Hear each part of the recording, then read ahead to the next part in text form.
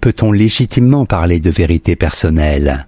Thèse, il y a autant de vérités qu'il y a de points de vue sur le monde.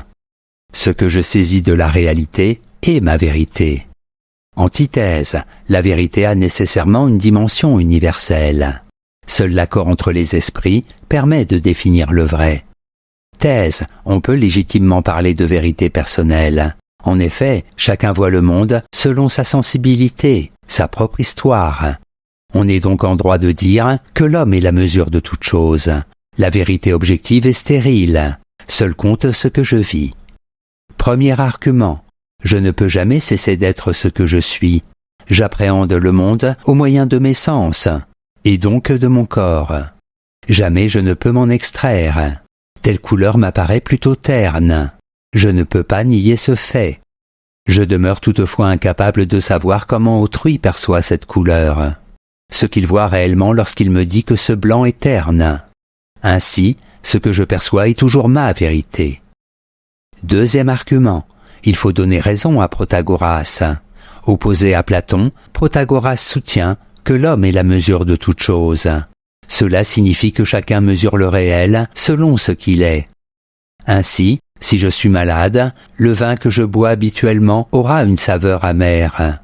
Si je suis en bonne santé, il me semblera délectable. Autrement dit, à chacun sa vérité. Il n'existe pas de vérité absolue. Troisième argument. La vérité objective est une illusion. Kierkegaard, combattant les thèses de Hegel, refuse de définir la vérité comme certitude fondée sur la raison. La seule vérité qui soit n'est pas la vérité logique, mais celle que je vis. D'où cette célèbre formule. La subjectivité est la vérité. Ce qui est vrai, c'est mon existence, faite d'angoisse et d'incertitude. La vérité ne s'enseigne pas. En bref, chaque être perçoit le monde de façon différente. Les philosophes eux-mêmes ont leur sensibilité propre.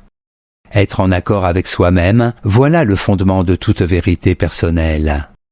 Antithèse, on ne peut pas légitimement parler de vérité personnelle. En effet, dès qu'on parle de vérité personnelle, on se contredit, ou bien la vérité a une dimension universelle, ou bien elle n'est qu'une simple opinion. Elle ne peut pas être les deux à la fois.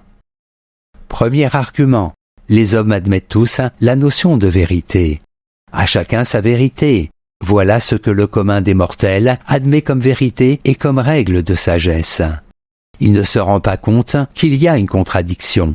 En effet, comment se fait-il que les hommes s'accordent si volontiers à admettre un tel adage? Pour ce faire, il faut bien qu'ils saisissent, au moins intuitivement, ce qu'est la vérité en général. Deuxième argument. Sans autrui, il n'y a pas de vérité possible.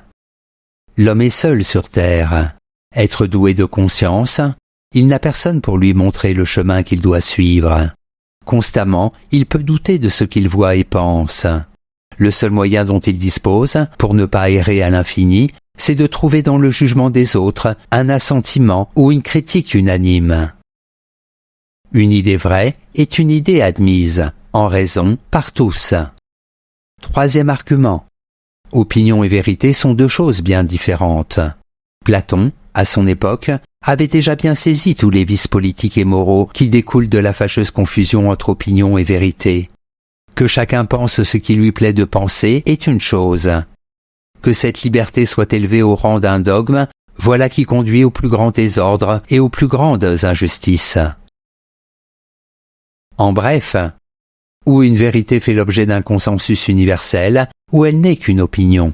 Parler de vérité personnelle, c'est confondre deux notions.